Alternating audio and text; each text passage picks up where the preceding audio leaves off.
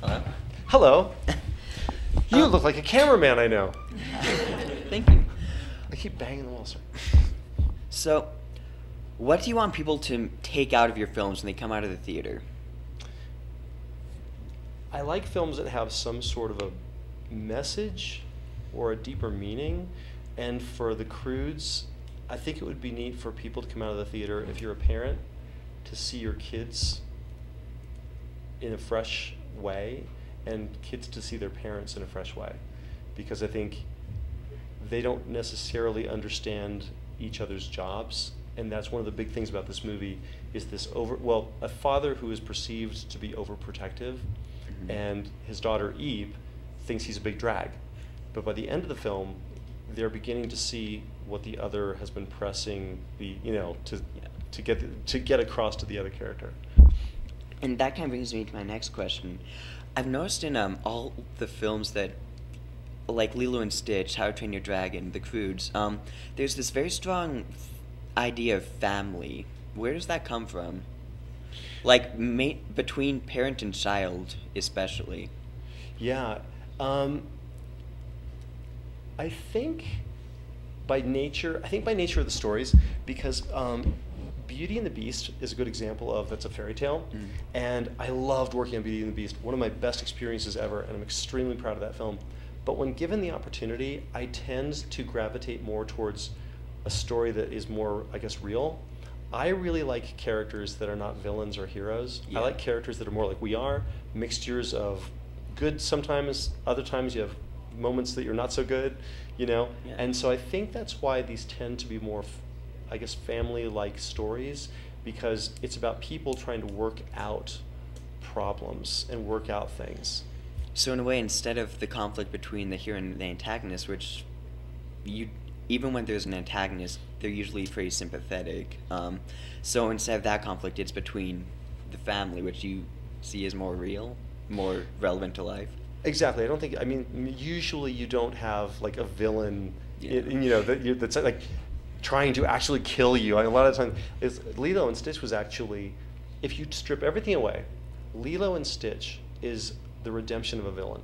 Because Stitch is the villain at the beginning of the movie, and he's redeemed by the end. And a lot of that came from in the final days of Mulan, we were talking about how we were going to kill the villain, and a lot of people, they slip and they fall. That's how you fall to your death. It's an easy, it's a less gruesome way of finishing off a villain. But it doesn't leave much of an impression.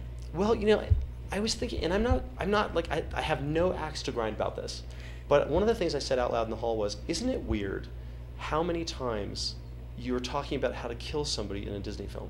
Because as a story crew member, we were always talking about, like, well, how are we going to kill him? And I thought it was just weird and kind of strange, because it's a Disney film, we're talking about killing somebody, how are we going to kill this one? And we were very proud of the fact that in Mulan we killed him, we blew the villain up. It was something fresh, because believe me, in the original script, he slipped and fell. Oh. And we were like, no more slipping and falling, so we blew him up. And that, one of the cornerstones of Lilo and Stitch was, let's not kill the villain. Let's make the villain into the hero. And so that was at the very base of everything. That's what Lilo and Stitch was all about. And even with the other antagonists, like Jamba, the alien councilwoman, they redeem themselves. Yeah, they're not really villains in the sense that they're like out to get. The real villain is just the misunderstanding of the misunderstanding by the larger society of what's going on, which is very much what's in How to Train Your Dragon. Yeah. The villain is the larger society and the misunderstanding between the dad and Hiccup. And we really threw that dragon in, the mega dragon at the very end, just because there had to be this final test that the dad could be supportive of when his son goes up there and tries to save the day. And it was really, I was surprised how well it worked, because in some ways it felt like it was just suddenly slid in, like just at the end of the second act, oh, here's a giant dragon. But it played all right. And in The Croods, there's not a traditional villain. The villain is change. The villain is this collapsing continent that is chasing these guys and moving them along. It's the thing that starts the journey. It's the thing that starts the journey by destroying their cave, and then it's the thing that chases them throughout. There did feel at some point like maybe we should give it a little more personality, and I'd say about a year out of finishing the movie, I added this giant tiger. I don't think anybody really believes this tiger's really going to kill anybody because it's just so cute, you know? But he is to Grug, the dad, what the crocodile is to Captain Hook.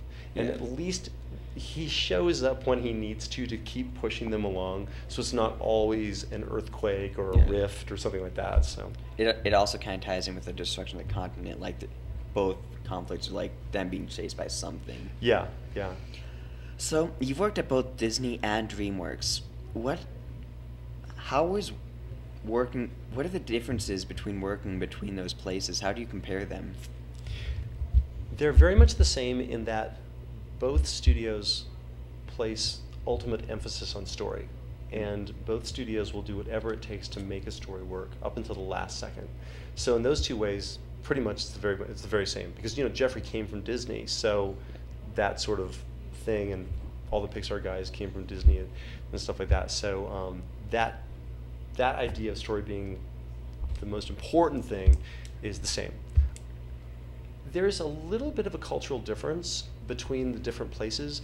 There's a culture at Pixar and Disney and DreamWorks, and it's very hard to put your finger on exactly the differences. It has to do with the exact artists that work there. The artists are always changing. People will go from studio to studio. One of the things I like about DreamWorks, I'll step back. You could say Disney has a kind of a house style. Mm-hmm. Pixar has a bit of a house style. The more films they make, the more of a personality. There's sort of a personality to them. One of the things, for better or for worse, I think is really neat about working at DreamWorks is there really isn't a house style. You get radically different looking films coming out. And one of the things I like about it is that you start on a movie. In the development phase, you work out what direction you really want to go with this story and this film, the look, the character of it, and then and they're very supportive of that. Mm-hmm. And then you embark in that direction. And I'll give the example of what happened on How to Train Your Dragon.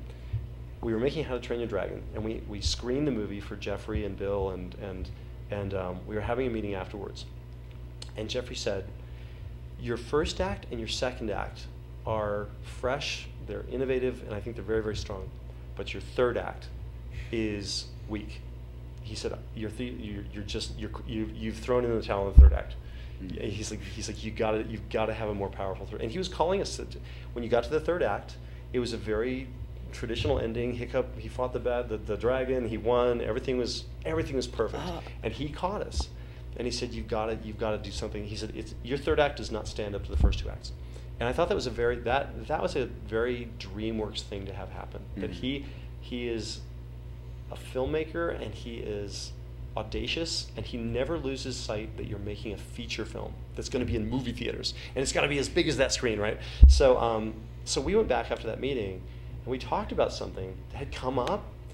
This idea of Hiccup being seriously injured had come up before, but we never really seriously considered doing it. It was too different, and it was kind of radical, and we started immediately talking about that.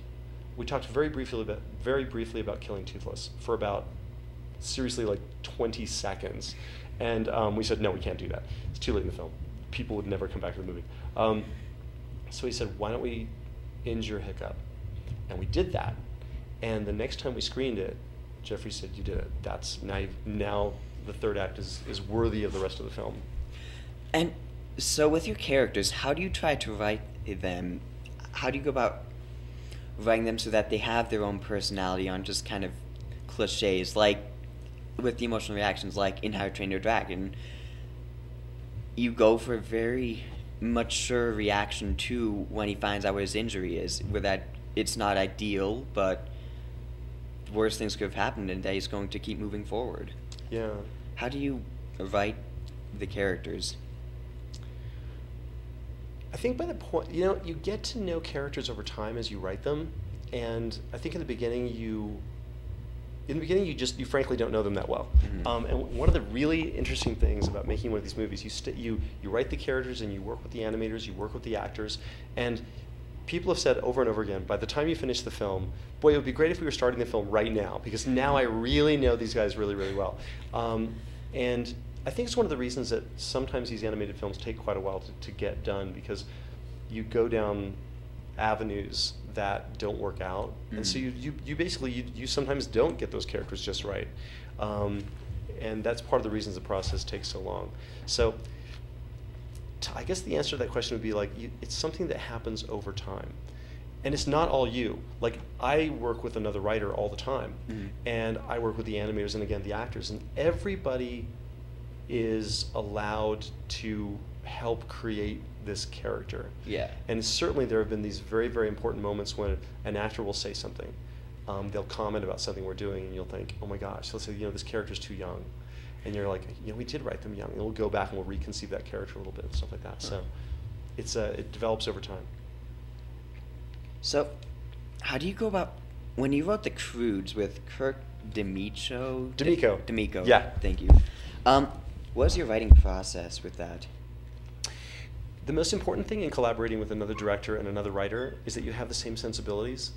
If he wanted to do a dark, scary movie and I wanted to do a light comedy, that would not work out. Yeah. But we found very quickly that we really liked the same kind of films, and we talked about what we wanted out of this movie, and it really lined up. So what our process is, we outline together.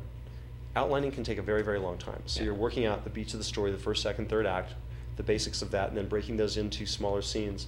But when it comes time to write the scenes, we always split it up. So I'll be writing scene A, and he'll be writing scene B. And we could be sitting across the table from each other. I tend to have my headset on, and I'm just listening to music. The most important tool I have is music. So I'm listening to music, maybe it's on repeat, and I'm working on the scene. And then when we're done, we trade those pages. And the rule is, whenever I hand Kirk pages, I'm like, tear them apart. I don't care, And he always has a great perspective on it, and he'll get in there and he'll do a few things, and I'll do the same with his pages. So we're very open to each other's suggestions. And that's the trick, is that you've got to be conscious of the other person's feelings. You don't have to go, oh no, it's great. You don't have to be like that, But you can say, okay, this one thing right here, what were you going for? Because I'm a little vague, and they'll say, oh, I wanted this or this. And you're like, oh, I didn't quite get that. So then you're talking about ways to make the thing work. So being on a story crew or working with a co-writer, you have to, there's a certain way you communicate, so you don't shut down communication, but you never pull punches. If you think something didn't work or something could be better, you got to get there. You got to get in there and say it. So would you ever want to work on something alone? I have actually. I have.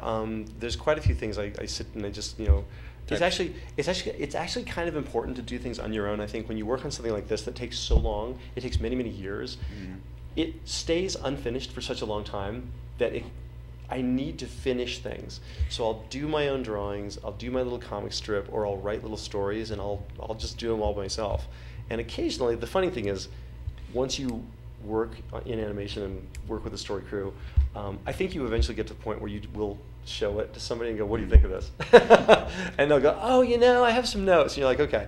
And you'll incorporate that. So I think eventually you start collaborating anyway. And I think we have time for one more question. Okay, thank you. Picking it wisely.